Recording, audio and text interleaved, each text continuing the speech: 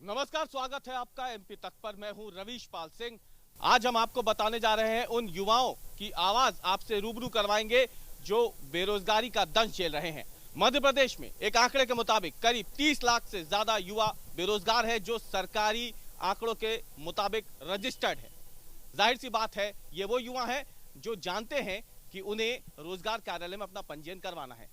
ऐसे युवाओं की संख्या भी हजारों या लाखों में होगी जिन्हें इस बात की जानकारी है ही नहीं कि यदि वो बेरोजगार हैं तो रोजगार कार्यालय में खुद का रजिस्ट्रेशन करवाएं।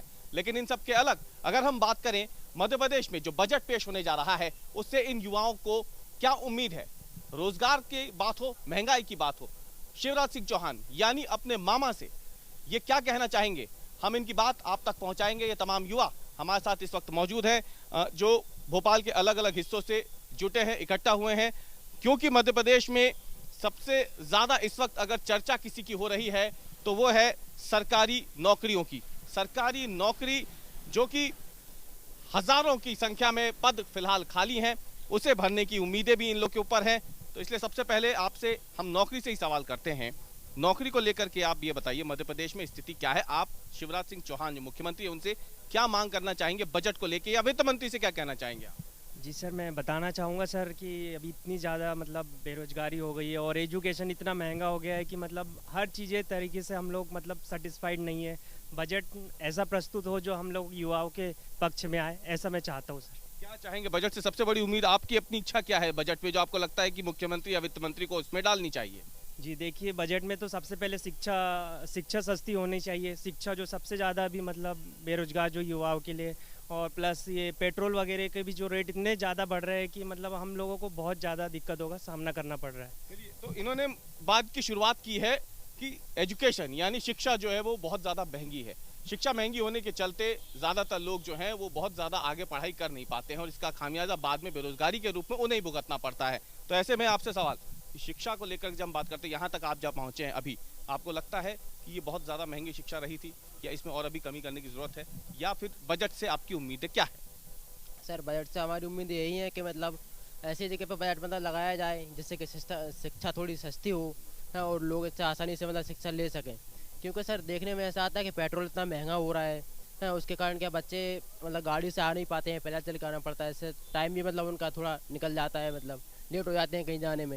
वैट जो है वो मध्य प्रदेश में सबसे ज्यादा है। आपको बता दें कि 23% वैट लगता है डीजल पर और 33% वैट लगता है पेट्रोल पर। इसके अलावा 4.5 रुपए प्रति लीटर सेस देना होता है यदि आप पेट्रोल भरवाते हैं तो। और इसी वजह से मध्य प्रदेश में पेट्रोल की कीमतें आसमान छू रही हैं। लेकिन भांजियां जो मामा से अपने लिए बजट में मांगना चाहती हैं काफी कुछ, उनसे हम सबसे पहले बात करते हैं। आप बताइए, आप आ गए, ये बताइए कि क्या चाहती हैं आप इस बजट से, उम्मीद क्या है आप? मेरा तो मानना ये है कि पहले तो पेट्रोल का दाम बहुत ज़्यादा बढ़ गया है। तो पेट्रोल के दाम बढ़ने से ज़्यादा है ना, बढ़ने के कारण बस का खर्चा है वो उसका किराया बहुत ज़्यादा बढ़ गया है। पहले कहाँ इलाहाबाद से बोर्ड ऑफिस तक का 10 रुपये लगता था और वो ज़्यादा अफोर्डेबल होता था क्योंकि मैं कॉलेज जाया करती थी और वो सही रहता था मेरे लिए। लेकिन अब यहाँ से यहाँ तक का किराया पूरा 20 रुपये बढ़ गया और कॉलेज तक का 5 रुपये अलग। तो आप चाहती हैं क्या कि मामा साहब ये कहना चाहती हैं कि लड़कियों के लिए कुछ छूट होनी चाहिए इस बजट? हाँ, ऑब्वियस सी बात है। अगर आपको पता होगा, दिल्ली में महिलाओं के लिए बस फ्री है आने जाने का। कहीं पर भी जाना तो बस फ्री है। मैं चाहती हूँ कि भोपाल में भी ऐसा हो जाए लड़कियों के लिए और ऑब्वियसली महिलाओं के लिए भी। आप बताएं, आप लोगों की क्या उम्मीदें हैं इस बजट से, कल जो मध्य प्रदेश में पेश होने जा रहा है? बहुत अच्छी है।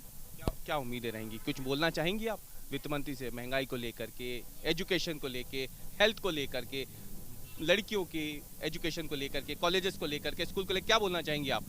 मैं यही बोलना चाहूँगी, तो सबसे ज़्यादा तो गरीबी हटाया जाए, क्योंकि सबसे ज़्यादा आटा तेल ये सबसे ज़्यादा बहुत महंगा है। क्योंकि गरीब इंसान तो वही सबसे ज़्यादा यूज़ करते हैं, पेट्रोल वगैरह। यही बस मैं यही बोलना चाहूँगी और कुछ नहीं।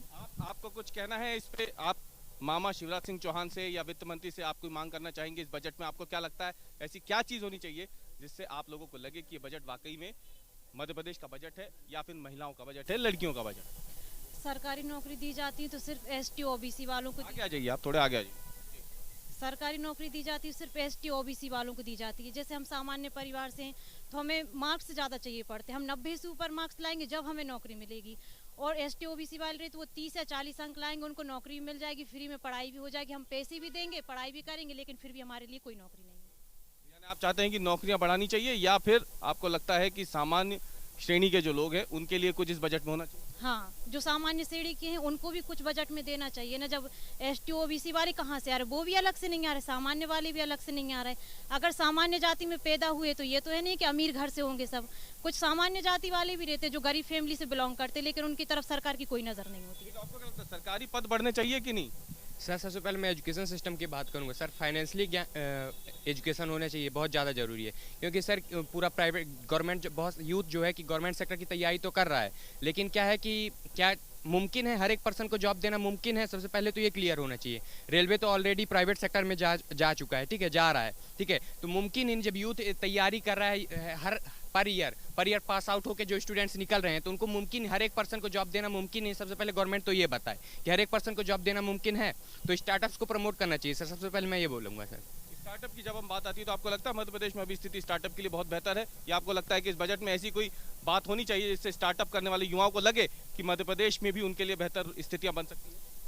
ये सर मैं स्टार्टअप पे बात करना चाहूँगा। तो सबसे पहले कि जो एजुकेशन सिस्टम अपने इंडिया का जो एजुकेशन सिस्टम है जो बहुत लो है, तो क्या अपना एजुकेशन सिस्टम और पहले डेवलपमेंट स्किल्स पे पहले फोकस किया। अगर अभी आज की तारीख में आपको अपना कोई स्टार्टअप शुरू करना है तो आपको लगता है कि मध्य प्रदेश उसके लिए बेहतर जगह है, या अभी आपको लगता है बहुत काम करने की ज़रूरत है जिससे बजट में सरकार को ध्यान देना चाहिए?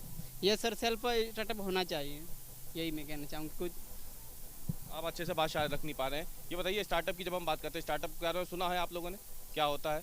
तो स्टार्टअप के लिए मध्य प्रदेश में माहौल अभी कैसा लगता है आपको? अभी तो बेकार लगा। देखो स्टार्टअप करना अपने मध्य प्रदेश में एक छोटा सा स्टार्ट करेंगे तो उसके लिए भी एक थोड़ा सा डेवलपमेंट होना चाहिए, अपने अंदर स्किल्स रहनी चाहिए, कुछ भी जो बच्चा सीख पाए। तो स्टार्टअप करने के लिए पहले उसमें स्किल्स होनी चाहिए, वो स्किल्स सीखनी चाहिए। कहाँ पे भी जाओ, आगे आ जाओ, पीछे कहाँ होते जाओ। पहले स्किल्स चाहिए, जहाँ पे भी जाओगे तो स्किल सिखाया। कहीं पे मध्य प्रदेश में ऐसी कोचिंग संस्थाएं ऐसी नहीं लग रही जो कि उसको स्टार्टअप करने के लिए कोई ऐसी राह दिखा जाए।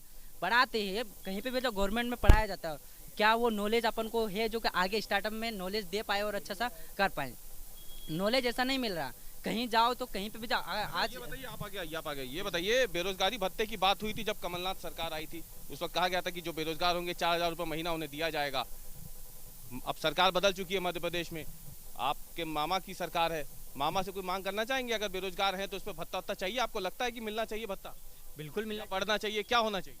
नहीं सर, बिल्कुल मिलना चाहिए, भत्ता मिलना चाहिए। बहुत सारे लोग बेरोजगार हैं और जैसे कि वैकेंसियाँ कुछ आ नहीं रही हैं।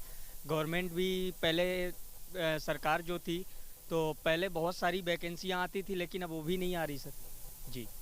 आप बताइए बेरोजगारी भत्ते को लेकर के आगे आइए, आपको लगता है बेरोजगारी भत्ते से ही बेरोजगारी दूर हो जाएगी या फिर नौकरी आनी चाहिए? नौकरी आनी चाहिए सर। अच्छा, अभी आप जब घर से निकलते हैं, बैग टांग करके आप निकले हुए हैं, तो कुछ तो सोच के निकलते होंगे घर से। अभी मध्य प्रदेश में क्या स्थिति है? सर यही सोच के निकलते कि अच्छे से पढ़ाई करेंगे और कुछ वैकेंसी आएंगी तो उसकी तैयारी करेंगे। बट अभी तो वैकेंसी भी आ रही, बहुत कम आ रही सर। कॉम्पिटिटिव एग्जाम की तैयारी कर रहे हैं आप? जी सर, कंपटीशन की तैयारी कर रहे हैं। बट अभी आई कोई सरकारी नौकरी हाल फिलहाल में बीते कुछ सालों में मध्य प्रदेश में आपके हिसाब से? सर कम से कम 3-4 साल से नहीं आ रही। अभी कांस्टेबल की वैकेंसी आई, वो भी 4,000 के लगभग है। उसमें इतने सारे युवा है कि उसमें क्या कर पाएंगे सर? इसे बढ़नी चाहिए वैकेंसी सर इतने मन से। चलिए, तो ये युवा हैं जिनको सबसे ज़्यादा नौकरी की ज़रूरत है। आपने सुना ज़्यादातर युवाओं को यही कहना है कि नौकरी जो है वो बहुत ज़्यादा ज़रूरी है।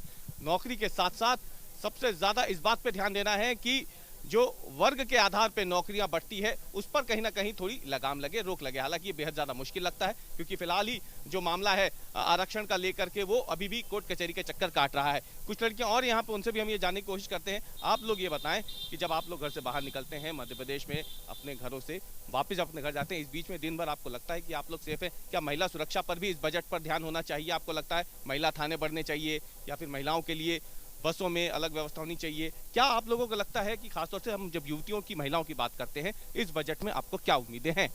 जी सर, जैसा कि आपने बोला महिलाओं के लिए अलग से सेफ्टी होनी चाहिए, बसेस होने चाहिए या सर होना चाहिए, क्योंकि यहाँ पे हम लोग पूरा टाइम रहते हैं, वर्क करते हैं, लेकिन फिर भी घर जाते टाइम शाम को हमारे लिए वो बहुत ही दिक्कत होता है। बसें नहीं मिलती, ऑटो नहीं मिलता, ज़्यादा टाइम लग जाता है और कई प्रकार के लोग भी रहते हैं। बस यही कहना चाहते हैं सर।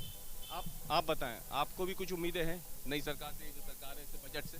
मेरी ये उम्मीद है कि जब यहाँ पर काम करते हैं तो यहाँ से घर जाते तो हमारे लिए अलग से है ना, जो वर्क करते उसके लिए बस होनी चाहिए ताकि ना घर जाए, सेफ घर जाए और कोई प्रॉब्लम ना हो पाए। चलिए, तो महिला सुरक्षा की बात हो, नौकरी की बात हो, महंगाई की बात हो, ये तमाम युवा अपने मामा यानी मुख्यमंत्री शिवराज सिंह चौहान से यही मांग कर रहे हैं कि अब जब वो बजट पेश कर रहे हैं बतौर चौथी बार के मुख्यमंत्री, तो इस बात का जरूर ध्यान रखें कि ये तमाम युवा उनकी तरफ बेहद हसरत भरी निगाहों से देख रहे हैं, उम्मीद भरी निगाहों से देख रहे हैं, इस वजह से क्योंकि इन्हें पता है कि आने वाले सालों में जो वादे इनसे किए गए हैं वो पूरे हो सके और वो महज जुमले बनकर न रह जाएं।